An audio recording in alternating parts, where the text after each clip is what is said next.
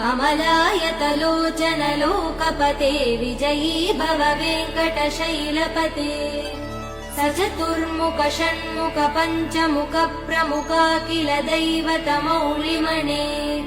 शरणागत वत्सल सारनिधे परिपालय मां वृषशैलपते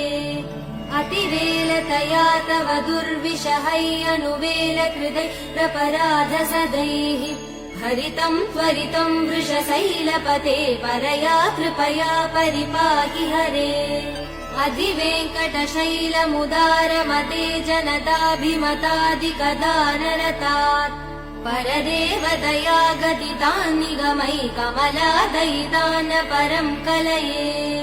कलवेणुरवावसगोपवधू शतकोटिवृतात् स्मरकोटिसमात् प्रतिवल्लविकाभिमदात् सुखदात् वसुदेव